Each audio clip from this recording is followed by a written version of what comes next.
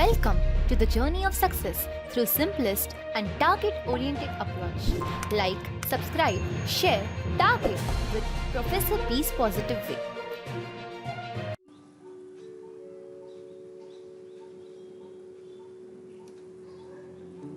नमस्कार विद्यार्थी मित्र हो, फार्मा कॉम्पिटिटिव्ह एक्झाम या सेशनमध्ये आज आपण डिप्लोमा इन फार्मसी किंवा डिफार्मच्या विद्यार्थ्यांना MPSC, UPSC किंवा SSC CGL किंवा याही पलीकडे असणाऱ्या ड्रग इन्स्पेक्टर किंवा फार्मासिस्ट यापैकी कुठल्या एक्झाम देता येतात याचं उत्तर काही ठिकाणी पाहिलं यसही आहे, काही ठिकाणी पाहिलं नाही देखील आहे.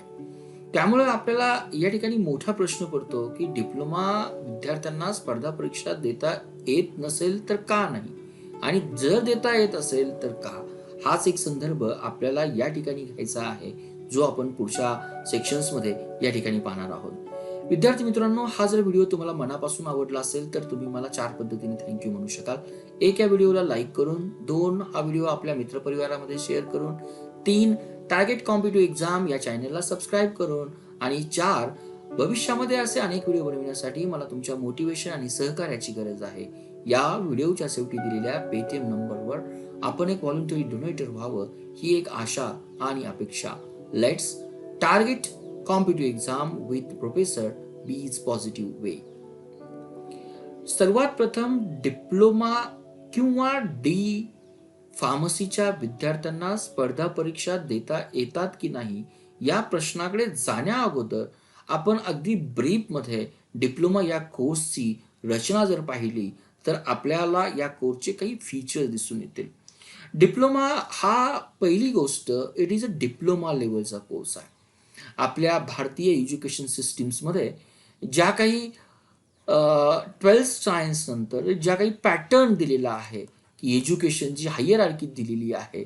वन थिंग ज्याला डिप्लोमा असं म्हटलं जातं, डिप्लोमा झाल्यानंतर विद्यार्थी त्यातील अजून ॲडव्हान्स लेवलचं एज्युकेशन घेण्यासाठी डिग्रीला जातात, आणि डिग्रीला झाल्यानंतर त्यात एखाद्या विषयामध्ये स्पेशलायझेशन करण्यासाठी आपण त्याला पोस्ट ग्रॅज्युएशन किंवा PG असं म्हटलं जातं किंवा पदव्युत्तर शिक्षण असं म्हटलं जातं.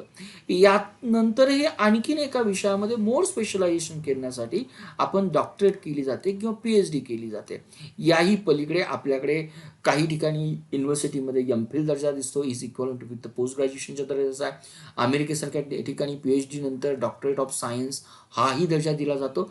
थोडक्यात या हायरार्कीमध्ये जर आपण जर विचार जर केला तर डिप्लोमा ही अगदी बेसिक लेवल आहे किंवा ती अगदी स्टार्टिंग लेवल आहे, इन्फ्रास्ट्रक्चर लेवल आहे. मे बी ती फार्मसीच्या संदर्भात असेल किंवा इतर इंजिनिअरिंग किंवा इतर जे काही प्रोफेशनल कोर्स आहे, व्यावसायिक कोर्स आहे, यांच्या संदर्भात असेल. म्हणजे थोडक्यात डिप्लोमा इन फार्मसी किंवा DPharm हा या कोर्सचा मेन उद्देशच जो काही आहे, फार्मासिस्ट बनण्यासाठी जे काही बेसिक प्रॅक्टिकल ट्रेनिंग लागतं तो त्या विद्यार्थ्यांना देणं. थोडक्यात आपण डिप्लोमा लेवल हा बेसिक लेवलचा कोर्स आहे हे या ठिकाणी समजून घेण्याचा प्रयत्न केला. आणि डिप्लोमा करत असताना yes, though it is a basic लेवलचा कोर्स जरी असेल तर आपण 2 इयर फुल टाइम कोर्स केला जातो, आणि ते झाल्यानंतर आपण एक फार्मासिस्ट बनतो. त्याला आपण फार्मासिस्ट असं म्हटलं जातं जर डिप्लोमा कम्प्लीट जर केला असेल विथ प्रिस्क्राईब मार्क सिस्टीम्समध्ये, विथ प्रिस्क्राईब जे काही आवर्स आपल्याला प्रत्येक बोर्डने दिलेले आहे, महाराष्ट्र संदर्भात MSBT बोर्ड जर असेल, आणि त्यानंतर आपण त्या राज्याच्या फार्मसी काउन्सिलला जो काही आपला फार्मसी ॲक्ट जो काही सर्वांना डिप्लोमाच्या स्टुडंटला माहीत असेल, पण जे स्टुडंटला माहीत नाही आहे त्या स्टुडंटला हे माहीत गरजेचं असतं की केवळ फार्मसिस्ट बनून चालत नाही. जोपर्यंत तुम्ही फार्मसी ॲक्ट 1940 अंतर्गत त्या महाराष्ट्र स्टेट फार्मसी काउन्सिल महाराष्ट्राच्या संदर्भात जर विचार केला, जोपर्यंत या बॉडीशी तुम्ही रजिस्टर बनत नाही तोपर्यंत तुम्ही कुठल्याही जॉबच्या ठिकाणी तुम्ही एलिजिबल होत नाही. त्यामुळं डिप्लोमा केवळ पास होणं गरजेचं नाही आहे, आपल्याला ही टेक्निकल गोष्ट समजणंही गरजेचं आहे की महाराष्ट्र स्टेट फार्मसी काउन्सिलला आपण फार्मसी ॲक्ट 1948 अंतर्गत रजिस्टर फार्मसी बनलं तरच आपल्याला जॉबची अपॉर्च्युनिटी जी असू शकते, जी फार्मसीच्या बेसिसवर ज्या ठिकाणी आपल्याला जॉब मिळतात. हा पहिला पॉईंट आपण या ठिकाणी डिस्कस केला. दुसरा पॉईंट जर आपण पाहिला, जरी हा डिप्लोमा कोर्स जरी असेल तर बेसिक कोर्स जरी असेल, आपल्याला पूर्णपणे कल्पना आहे अगदी फर्स्ट इयर पासून आपण फार्मास्युटिक्स पाहतो, ज्या ठिकाणी केमिस्ट्रीचं 1 सेक्शन्स आहे त्याच फार्मास्युटिक्सचा ॲडव्हान्स सेक्शन आपण सेकंड इयरला देखील अभ्यासला जातो. केमिस्ट्री 1 इनऑर्गॅनिक पाहिलं जातं. त्याच ठिकाणी आपण स्ट्रक्चरही देखील फार्मास्युटिक केमिस्ट्री सेकंडमध्ये पाहतो. त्यातील नंतर आपल्याकडे फार्माकोग्नोसी जो आयुर्वेदिक रिलेटेड सब्जेक्ट्स आहे. त्याही नंतर आपण BCP ज्याला बायोकेमिस्ट्री अँड क्लिनिकल पॅथॉलॉजी म्हटलं जातं. नंतर HAP आहे, ह्युमन अनाटॉमी अँड फिजिओलॉजी आहे. HACP आहे, health education and community pharmacy आहे. आणि त्यानंतर जो काही एक्झॅक्टली आपल्याशी फार्मसी रिलेटेड जो काही सब्जेक्ट्स आहे, शेड्यूल H आहे, शेड्यूल X आहे, शेड्यूल N आहे, शेड्यूल P आहे, त्याला आपण फार्मास्युटिकल ज्युरिस्प्रुडन्स असं म्हटलं जातं. And to understand the human anatomy, जो फर्स्ट इयरला जो काही आपल्या ह्युमन अनाटॉमी आहे त्याच्यातला समवॉट एक्सटेंड आपण म्हणूया मोर ॲडव्हान्स फॉर्म्स आपण ज्याला म्हणूया, जो फार्माकोलॉजी अँड टॉक्सिकोलॉजी येतो. आणि ज्या स्टुडंटला एक क्लिनिकल फार्मसिस्टमध्ये जायचं, हॉस्पिटल फार्मसिस्टमध्ये जायचं, त्याला त्याची थोडीशी अवेअरनेस असावी म्हणून हा HCP किंवा आपण त्याला हॉस्पिटल आणि क्लिनिकल फार्मसी सब्जेक्ट असं म्हटलं जातं. आणि मोस्ट ऑफ द डिप्लोमा स्टुडंटची एक इच्छा असते की we want to work as a retail pharmacist, आणि त्याचं बेसिक नॉलेज देण्यासाठी हा ड्रग स्टोअर आणि बिझनेस मॅनेजमेंटचा सब्जेक्ट आपल्या डिप्लोमाला आहे. आता या ठिकाणी विषय देण्याचा या व्हिडिओ मागे माझा उद्देश काय? जरी हा बेसिक कोर्स जरी असेल, जॉबच्या अंगाने हा कोर्स MSBTने जरी बनवला असेल, तरी डिप्लोमाचे स्टुडंट्स डिप्लोमा करत असताना जवळजवळ फार्मसीच्या सर्व विषयांना टच करत असतात आणि त्या पद्धतीने ते नॉलेज घेत असतात. आणि हे नॉलेज घेत असताना त्यांना डिप्लोमा कंप्लीट झाल्यानंतर इट इज व्हेरी इसेन्शियल की तुम्ही मिनिमम 500 आवर्सचं प्रॅक्टिकल ट्रेनिंग घेणं गरजेचं आहे. आणि ज्यावेळेस हे 500 आवर्सचं प्रॅक्टिकल ट्रेनिंग घेतलं जातं, तो definitely he or she is on the one step towards the registered pharmacist. हे आपण एक डिप्लोमाचं स्ट्रक्चर पाहिलं की डिप्लोमाच्या स्ट्रक्चर्समध्ये आपण डिप्लोमा म्हणून गृहीत धरला जातो. आता या व्हिडिओचा दुसरा पॉईंट आहे, डिप्लोमा स्टुडंट स्पर्धा परीक्षा देऊ शकतात का? त्यातील या मागील 3 स्लाइड्समध्ये मी डिप्लोमा या कोर्सविषयी थोडक्यात तुम्हाला कल्पना दिली. आता आपण नेक्स्ट स्लाइडमध्ये जाणार आहोत, फार्मसीतील स्पर्धा परीक्षा किंवा फार्मसीच्या पलीकडील कुठल्या स्पर्धा परीक्षा आहेत. आता स्पर्धा परीक्षा म्हटल्यानंतर आपल्या देशामध्ये, आपल्या राज्यामध्ये वेगवेगळ्या स्पर्धा परीक्षा आपल्याकडे येतात. पहिली परीक्षा जर पाहिली तर UPSC येते, दुसरी परीक्षा जर पाहिली तर MPSC येते. काहींना PSI, STI या शब्दाची देखील ओळख असते. त्यानंतर ज्याला बँकेमध्ये अधिकारी व्हायचं आहे त्यासाठी बँक PO परीक्षा घेतली जाते. ज्यांना सेंटरमध्ये एक ग्रेड Bचे अधिकारी व्हायचे त्यासाठी घेतली जाते. आपल्याकडे फार्मसी झाल्यानंतर जी खास आपल्यासाठी एक्झाम आहे तिला DI किंवा ड्रग इन्स्पेक्टर म्हटली जाते. आणि अजून एका परीक्षेचा मी उल्लेख या ठिकाणी केला नाही, तो मी मुद्दाम पर्पजली केला नाही. ड्रग इन्स्पेक्टर आपल्यासाठीच आहे, त्याचबरोबर म्हणजे आपल्यासाठी म्हणजे फार्मसी प्रोफेशनच्या विद्यार्थ्यांसाठी त्याची रिक्वायरमेंट आपण पुढे पाहणार आहोत. त्यासाठी खास डिप्लोमासाठी जी काही पोस्ट आहे तो एक फार्मसिस्टची पोस्ट आपल्याकडे आहे. तर विद्यार्थी मित्रांनो, या प्रत्येक स्पर्धा परीक्षा या it is open for the Indian student. परंतु ज्यावेळेस D-Pharmचा मी विचार केला जातो की मला UPSC देता येते का, मला MPSC देता येते का, थोडक्यात आपण या प्रत्येक परीक्षेचा आढावा नेक्स्ट स्लाइड्समध्ये घेणार आहोत. परंतु मला देता येते का हे पाहण्या अगोदर मला हे गरजेचं आहे, मला ही अपेक्षा करणं गरजेचं आहे की या परीक्षा देण्यासाठी या परीक्षांची रिक्वायरमेंट काय आहे, की या परीक्षा देण्यासाठी ह्या परीक्षेचं बोर्ड जे काही आहे कुणाला पात्र ठरवतं, ही पात्रता खूप महत्त्वाची. आणि ज्या ज्या ठिकाणी पात्रतेमध्ये, ज्याला आपण इंग्लिशमध्ये शब्द वापरला जातो इलिजिबिलिटी, या इलिजिबिलिटीमध्ये जर डिप्लोमा इन फार्मसी हा कोर्स जर मान्यता जर असेल किंवा या विद्यार्थ्यांना जर प्रिफरन्स दिला असेल तर डेफिनेटली त्या पद्धतीची मी परीक्षा देऊ शकतो. थोडक्यात आपण पुढील स्लाइडमध्ये हेच पाहणार आहोत, यापैकी कुठल्या परीक्षांच्या एज्युकेशनल क्रायटेरियामध्ये डिप्लोमा स्टुडंटला ग्राह्य दिलं जातं किंवा त्याला रेफरन्स दिला जातो. हा पॉईंट आपल्याला या ठिकाणी नमूद करायचा आहे. थोडक्यात या स्लाइडचा अभ्यास करत असताना हे जे काही स्पर्धा परीक्षा क्षेत्र असं म्हटलं जातं, डिप्लोमा करत असताना जर एखाद्या विद्यार्थ्यांनी जर आज डिझाईन केलं की यस मला IAS अधिकारी व्हायचं, मला डेप्युटी कलेक्टर व्हायचं आहे, मला बँकेमध्ये PO व्हायचं, मला असिस्टंट सब इन्स्पेक्टर व्हायचं, जी सेंटरची SSC SEALची परीक्षा, किंवा मला ड्रग इन्स्पेक्टर व्हायचं, तर डेफिनेटली आपल्या प्रोफेशन सोडून ही एक वेगळी वाट आहे. आणि ती वेगळी वाट जर चाखायची असेल तर आपल्याला काही क्वालिटीज लागतात. परंतु त्या क्वालिटीज काय हा आजच्या माझ्या व्हिडिओचा सांगण्याचा उद्देश नाही. आपण त्या नंतरच्या व्हिडिओमध्ये तुम्हाला दिसूनही येतील. आता पहिल्यांदा आपण एक एक परीक्षा पाहतोय किंवा या संपूर्ण परीक्षा पाहत असताना एक गोष्ट आपल्याला या ठिकाणी समजून घेणं गरजेचं आहे. ज्या पद्धतीनं डिप्लोमाला आपल्याला चाचणी किंवा आपण त्याला क्लास टेस्ट असतं म्हटलं जातं, आयदर फर्स्ट आहे, सेकंड आहे, थर्ड आहे, आउट ऑफ 3 पैकी आपण 2चा ॲव्हरेज घेतो आणि फायनली आपल्याला ॲन्युअल एक्झाम दिली जाते. शक्यतो महाराष्ट्रामध्ये हा पॅटर्न अनुभवला जातो किंवा अवलंबिला जातो MSBT कडून. परंतु या संपूर्ण कॉम्पिटिटिव्ह एक्झाम्समध्ये mostly almost 90% this examination is a 3 stage, ज्यामध्ये पहिली तुमची पूर्वपरीक्षा असेल, दुसरी तुमची मुख्य परीक्षा असेल आणि थर्ड तुमची मुलाखत असेल. जर तुम्ही पूर्वपरीक्षा जर पास झाला असेल तरच तुम्हाला मुख्य परीक्षेला अलाउड केलं जातं. आणि मुख्य परीक्षा जर तुम्ही क्रायटेरिया किंवा कट ऑफ मार्क्स जे काही बोर्ड तुम्हाला देतं, MPSC असेल, UPSC असेल किंवा PSIचं बोर्ड असेल किंवा बँक एक्झाम असेल, तरच तुम्हाला मुलाखतीला अलाउड केलं जातं. आणि जे काही फायनल रँकिंग तुमचं डिझाईन केलं जातं ते तुमचे मुख्य परीक्षेचे मार्क्स, मेनचे मार्क्स आणि तुमचे इंटरव्ह्यूचे मार्क्स यावर डिझाईन केलं जातं. म्हणजे थोडक्यात आपल्याला डिप्लोमासारखं या ठिकाणी 1 एंट्री नाही आहे, या ठिकाणी आपल्याला 3 स्टेजच्या एंट्री आहे. याचा संदर्भ मी का देतो, कारण इलिजिबिलिटी पाहत असताना आपल्याला मुख्य परीक्षा हा शब्द येणार आहे, पूर्वपरीक्षा हा शब्द येणार आहे. त्यासाठी हे तुम्हाला सांगणं गरजेचंच आहे की कॉम्पिटिटिव्ह एक्झाम ह्या 3 स्टेजमध्ये वर्कआउट करतात. त्या डिप्लोमासारख्या ॲन्युअली किंवा सेमिस्टर पॅटर्नवर वर्कआउट करत नाही. आणि त्यांचं जे काही रँकिंग ठरलं जातं, जे काही अधिकारी ठरले जातात, ते मुख्य परीक्षा आणि मुलाखत याच मार्कावर ठरले जातात. आता आपण एक एक एक्झाम पाहूया. पहिल्यांदा MPSC जर घेतलं, या MPSCला महाराष्ट्र शासनाची जी वेगवेगळी मंत्रालय आहेत, वेगवेगळी डिपार्टमेंट आहेत. फॉर एक्झाम्पल गृह मंत्रालय असेल, ज्यामध्ये पोलीस येतं, किंवा ग्रामीण मंत्रालय असेल किंवा ग्रामीण विभाग असेल किंवा जलसंधारण मंत्रालय असेल, आपल्या संदर्भातला शिक्षण विभाग असेल, उच्चतंत्र शिक्षण विभाग असेल, there are the number of विभाग. या डिपार्टमेंटमध्ये नोकरी करण्यासाठी ज्या अधिकाऱ्यांची भरती केली जाते त्याला आपण नागरी सेवा परीक्षा किंवा नागरी सेवा परीक्षा आपण असं म्हटलं जातं किंवा तिला भरती असं म्हटलं जातं. तर MPSC हा महाराष्ट्र पब्लिक सर्व्हिस कमिशन हे बोर्ड हे रिस्पॉन्सिबल आहे त्या महाराष्ट्राच्या वेगवेगळ्या विभागामध्ये क्लास A दर्जाचे, क्लास B दर्जाचे अधिकारी निवड करण्यासाठी. या MPSCने त्यांच्या वेबसाईटला किंवा कुठल्याही ॲडव्हर्टाइजमेंटमध्ये पहिली रिक्वायरमेंट हीच दिलेली आहे की या परीक्षा पात्र होण्यासाठी आम्हाला संविधानिक विद्यापीठाची डिग्री असणारे विद्यार्थीच लागतील.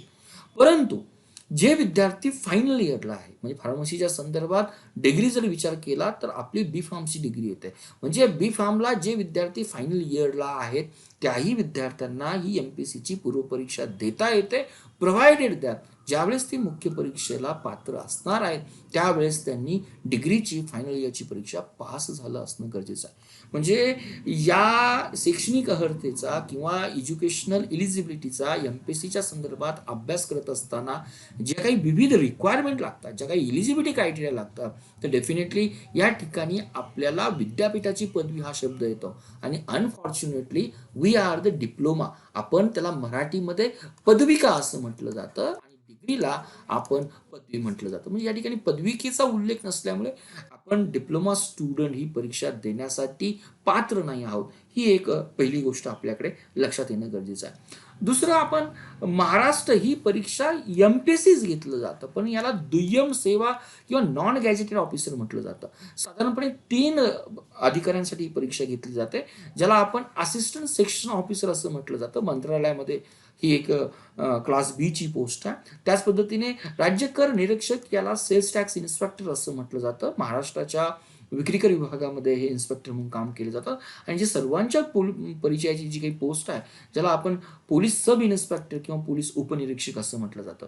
जरी ही अराजपात्रित आणि गट B ची परीक्षा जरी असेल तरी आपण या परीक्षेची जर एज्युकेशनल इलिजिबिलिटी जर पाहिली किंवा अर्हता जर पाहिली तर मागे ज्या पद्धतीने MPSC तुम्हाला सांगतं की आम्हाला पदवीच हवी आहे, तर या ठिकाणी पदविकाची रिक्वायरमेंट नाही आहे. त्यामुळं याही ठिकाणी डिप्लोमा इन फार्मसी स्टुडंटला या परीक्षेसाठी पात्र धरलं जात नाही. ही दुसरी गोष्ट किंवा दुसरी परीक्षा आपल्याला नोट डाऊन करावी लागेल, ज्या ठिकाणी डिप्लोमाच्या स्टुडंटला अजूनही कन्सिडर केलं जात नाही. तर तिसरी परीक्षा जी आपण अधिकारी म्हटलं की आपल्याला पहिल्यांदा नाव आठवतं IAS. मे बी सिरियल्समध्ये असेल, मे बी आपली बॉलिवूड इंडस्ट्री असेल किंवा समाजाचा रेफरन्स जर घेतला असेल. दुसरं पद आपल्याला आठवतं IPS. आणि अजून येत्या काळामध्ये अजूनही एक पद बहुतेकांना जाणवतं, ज्याला आपण भारतीय राजदूत असं म्हटलं जातं, जे बाहेरच्या देशामध्ये भारताचं प्रतिनिधित्व करतात. त्याला इंडियन फॉरेन सर्व्हिस असं म्हटलं जातं. ऑलमोस्ट UPSC या यासारख्या पदाच्या जवळजवळ मोर दॅन द 25 पोस्टसाठी ही परीक्षा घेत असतं. ही केंद्राची परीक्षा आहे. केंद्रामध्ये अधिकारी होण्यासाठी किंवा आपण असं म्हणूया केंद्राचं रिप्रेझेंटेशन करण्यासाठी जे अधिकारी होतात त्याला UPSC परीक्षा म्हटलं जातं आणि मोस्ट ऑफ द पीपलचं हे ड्रीम असतं. डिप्लोमा स्टुडंटचा या परीक्षेला विचार करत असताना ज्यावेळेस आपण इलिजिबिलिटी पाहतो, अगदी क्लिअरली शब्दात मेन्शन्स केलेलं आहे. आम्हाला त्याच जी काही UGCने अप्रूव्ह केलेली युनिव्हर्सिटी जी काही आहे त्याच युनिव्हर्सिटीचे मे बी कुठलीही युनिव्हर्सिटी असेल, आम्हाला तो ग्रॅज्युएट स्टुडंट लागेल.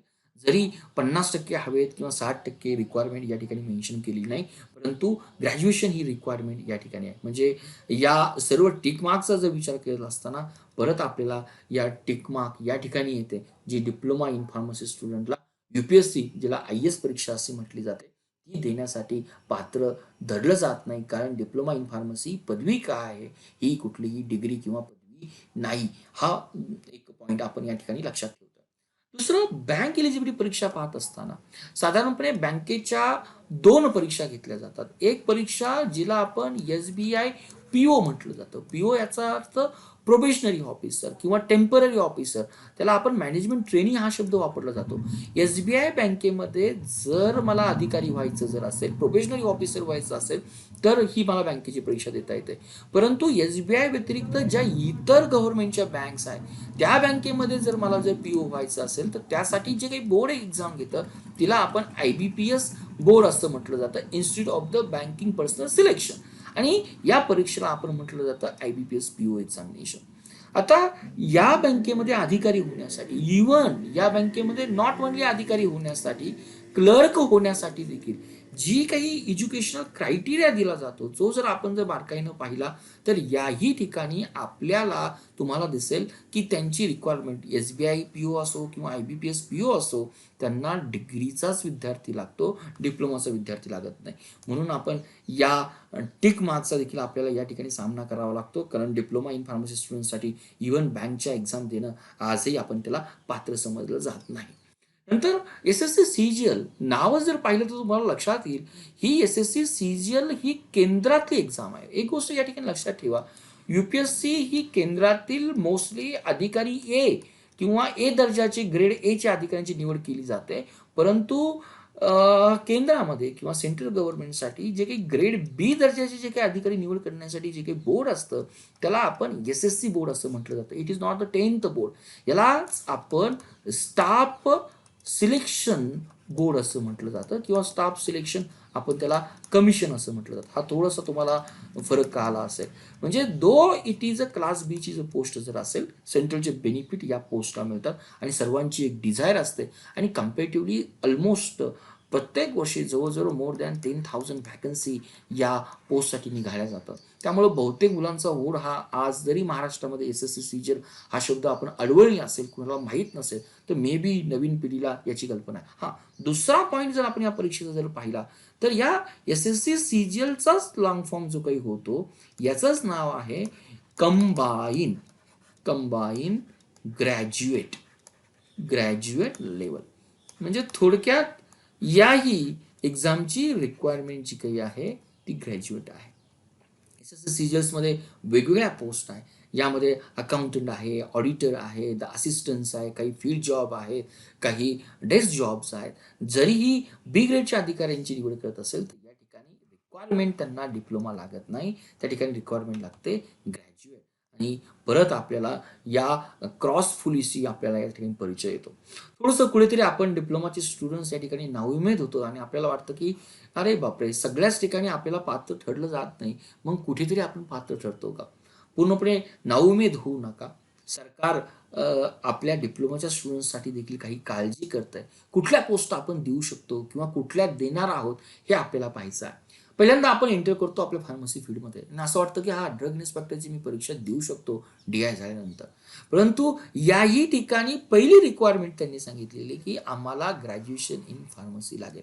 मग तुम्हाला वाटतं की येस, की अरे मी B.Pharm जर झालो तर मला ही परीक्षा देता येऊ शकेल. येस, डिप्लोमा झाल्यानंतर जर तुम्हाला चांगले 60% पुढे मार्क्स मिळाले तर you are allowed in SY D pharm आणि मे बी 3 वर्षामध्ये तुम्ही बी फार्म केलं की you will become the drug inspector post, जी आपल्या फील्डची लेटेस्ट आहे. परंतु हेही लक्षात ठेवा की या पोस्टला केवळ बी फार्म लागत नाही. बी फार्म झाल्यानंतर तुम्हाला वर्क एक्सपिरियन्स लागतो. या संदर्भातला मी एक स्पेशल ड्रग इन्स्पेक्टर कसं कोणी व्हावं किंवा ड्रग इन्स्पेक्टर बनण्यासाठी काय बनावं लागतं याचे आपण 2 व्हिडिओ आपल्याच चॅनलला अपलोड केलेले आहेत. जर तुम्ही प्लेलिस्टमध्ये गेलात आणि फार्मसीच्या एक्झाम जर पाहिल्या तर हे तुम्हाला दोन्ही व्हिडिओ दिसतील. एक जनरल नॉलेजचा माहितीचा भाग म्हणून हे व्हिडिओ जरूर तुम्ही पहा. हा कन्सेप्ट मी या ठिकाणी मेन्शन्स केलेला आहे की एक्सपिरियन्स आपल्याला लागतो तो 18 महिन्याचा एक्सपिरियन्स लागतो. कंपनी कुठली आहे, शेड्यूल सी मध्ये त्या व्हिडिओमध्ये अगदी क्लिअरली मेन्शन्स केले, त्यामुळे त्या गोष्टी मी या ठिकाणी रिपीट करत नाही. सांगायचा उद्देश असा की इव्हन आपल्याच फील्डसाठी जी काही पोस्ट आपण आतुरतेने वाट पाहत असतो, जिला आपण ड्रग इन्स्पेक्टर असं म्हटलं जातं, ही पोस्ट आपल्याला या ठिकाणी नकार दिला जातो. We are not eligible. अजूनही आपण नाउमेद होतो आणि आपण परत एका आशावादाने पाहतो मग मला कुठे परीक्षा. आता ही असिस्टंट सब इन्स्पेक्टरची पोस्ट आहे, जिला ASI म्हटलं जातं. जर पाहिली सेंट्रल रिझर्व्ह पोलीस फोर्स, जे काही पॅरामेडिकलची आपल्याकडे पॅरामिलिटरीचं फोर्स आहे, त्यामुळे सेंट्रल रिझर्व्ह पोलीस फोर्स आहे, यामध्ये ही एक असिस्टंट सब इन्स्पेक्टर फार्मसीची पोस्ट आहे. विद्यार्थी मित्रांनो, याचाही आपल्या प्लेलिस्टला व्हिडिओ आहे, जे आता कोणी 31 ऑगस्टपर्यंत हा भरण्याची याची शेवटची तारीख आहे. अजूनही वेळ गेलेली नाही. जर या पेडमध्ये असाल तर तुम्ही पाहू शकाल. परंतु जनरलाइज जर आपण असं म्हटलं, जर जे काही फार्मसिस्टच्या तुम्हाला पोस्ट निघतात, मे बी आपल्या जिल्हा स्तरावर जी काही जिल्हा हॉस्पिटल्स आहेत, जिल्हा आरोग्य केंद्र आहेत किंवा तालुका आरोग्य केंद्र आहेत किंवा गव्हर्नमेंटची अशी काही डिपार्टमेंट आहेत की ज्या ठिकाणी स्पेशली आपल्याला फार्मसीच्या वॅकन्सी दिसतात आणि ज्या ठिकाणी फार्मसिस्ट वॅकन्सी असते, इरेस्पेक्टिव्ह ऑफ या ठिकाणची मी ASIची जर पोस्ट जर म्हटली तर त्या ठिकाणी आपल्याला एक सॅटिस्फाय करणारी गोष्ट असते की they need the diploma students. मग या ठिकाणी आपली पदविका परीक्षेला अतिशय अहम महत्त्व दिलं जातं. पण त्याही जसं मी व्हिडिओच्या सुरुवातीला सांगितलं की आपण एक रजिस्टर फार्मासिस्ट असणं गरजेचं आहे. त्यामुळे डिप्लोमा झाल्यानंतर पहिल्यांदा काळजी घ्या की एनी हाऊ मला रजिस्टर फार्मासिस्ट बनावं लागेल. कारण या फार्मसीच्या पोस्ट आपण जर कोविडच्या काळामध्ये पाहिल्या, जर करोनाच्या काळामध्ये पाहिल्या, तर it is a requirement of most of the hospital, they need the pharmacist. पण फार्मासिस्ट किंवा डिप्लोमा स्टुडंट घेऊन चालत नाही, त्यांना रजिस्टर फार्मासिस्ट रिक्वायरमेंट लागतात. त्यामुळं कदाचित यासारख्या फार्मसीच्या पोस्ट आपल्याला नाराज करत नाही आणि आपली पदविका या ठिकाणी चालून जाते. अजूनही जर रिलेटेड जर आपण हे जे काही आपण जर म्हणूया, जे काही आपलं रेल्वे बोर्ड परीक्षा घेतली जातं, रिक्रुटमेंट ऑफ द रेल्वे बोर्डच्या, तर प्रत्येक बोर्डच्या केंद्रामध्ये देखील फार्मसीच्या परीक्षा दिल्या जातात. या ठिकाणी डेफिनेटली त्यांनी प्रेफरन्स दिलेला आहे की डिप्लोमा इन फार्मसीचं स्टुडंट असणं त्यांना प्रिफरेबल आहे. परंतु हेही म्हटलेलं आहे you are the degree student, you are the most welcome. मग आता या ठिकाणी कुणाला जास्त प्रिफरन्स दिला जाईल, ज्यावेळेस फायनल सिलेक्शन्समध्ये दोन्ही विद्यार्थ्यांना, डिप्लोमाच्या स्टुडंटलाही आणि बी फार्मच्या स्टुडंटलाही ज्यावेळेस समान गुण मिळाले जातात, त्यावेळेस नियमाप्रमाणे जो काही प्रेफरन्स दिला जातो तो बॅचलर किंवा डिप्लोमा किंवा डिग्री इन फार्मसीच्या स्टुडंटला किंवा बी फार्मच्या स्टुडंटला दिला जातो. इनडायरेक्टली ज्या ठिकाणी फार्मसीच्या पोस्ट आहेत त्या ठिकाणी डिप्लोमा हे एज्युकेशन ग्राह्य धरलं जातं, पात्र धरलं जातं. परंतु MPSC UPSC मध्ये हे एज्युकेशन ग्राह्य धरलं जात नाही, याची तुम्हाला पूर्णपणे कल्पना आली असेल. तर विद्यार्थी मित्रांनो, डिप्लोमा या विद्यार्थ्यांना स्पर्धा परीक्षा देता येतात का, तर मला वाटतं अगदी या करिअरच्या चक्राप्रमाणे आपल्याला उत्तर कळालं असेल. Yes, we are the eligible, परंतु फक्त फार्मसिस्ट या ठिकाणीच आम्हाला परीक्षा देता येतात. परंतु जर आपण काही MPSC आणि UPSC जर महत्त्वाच्या परीक्षा, स्पर्धा परीक्षा जर पाहिल्या तर अनफॉर्च्युनेटली आपल्याला ही परीक्षा देता येत नाही. त्यामुळं ह्या करिअरच्या चक्राप्रमाणे तुम्ही डिप्लोमावर केवळ थांबू नका. डिप्लोमानंतर डेफिनेटली प्रयत्न करा की आपल्याला डिग्री झाली पाहिजे. कंपॅरेटिव्हली डिग्री झाल्यानंतर आपण DI, MPSC, UPSC या परीक्षा निश्चितपणे देऊ शकतो आणि त्यासाठी तुम्हाला माझ्याकडून best of luck. Thank you for watching Target with Professor Peace Positive Way. We request you to be a voluntary donator to become our prime and pride motivator.